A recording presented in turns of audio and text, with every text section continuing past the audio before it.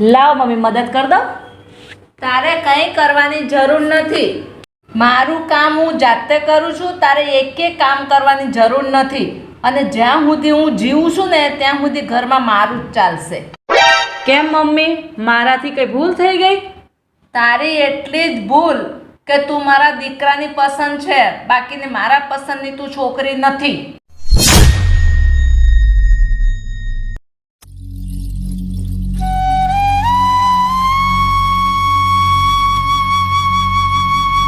એ શું થયું ગાયત્રી? કઈ નહીં. તો કેમ આવું રોવા જેવું મોઢું છે તારું? કઈ નહીં.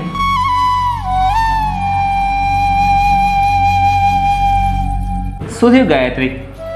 કઈ નહીં. તો તારી આંખમાં તો આંસુ છે. એ તો આંખમાં કચરો પડ્યો હતો એટલે. આમાં ભૂલ આપણી જ કહેવાય.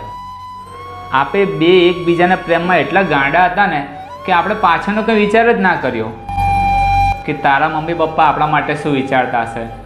અહીંયા મારા મમ્મી પપ્પા તારી જોડે કેવું વર્તન કરશે,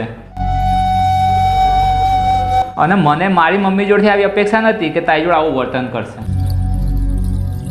આમાં કઈ મમ્મીનો વાંક નથી. એમણે તમારા લગ્નના કેટલાય સપના જોયા હશે. તો ચાલ આપણે એક કામ કરીએ, આપણે આ નથી રહેવું, આપણે અલગ થઈ જઈએ. કારણ કે જ્યાં તારું માન સન્માન ના હોય ત્યાં આપણે ના રહેવાય. કારણ કે તું મારી જવાબદારી છે, હું તને આ ઘરમાં લાવ્યો છું. અરે કેવી વાત કરો છો! એક તો મેં પિયરમાંથી પણ બદનામ થઈ ગઈ, અને હવે તમને લઈ જઈશ તો સાસરીમાંથી પણ બદનામ થઈ જઈશ. અને લોકો શું કહેશે કે એ પિયરની ના થઈ અને સાસરીની એ ના થઈ. અને હંમેશા બદનામી છોકરાની નહીં, છોકરીની જ થાય છે. તો શું કરશું પણ હવે?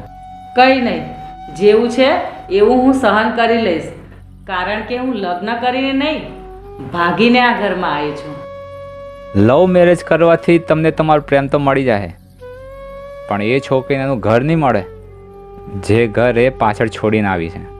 તમારું શું માનવું છે કોમેન્ટમાં લખી શકો છો.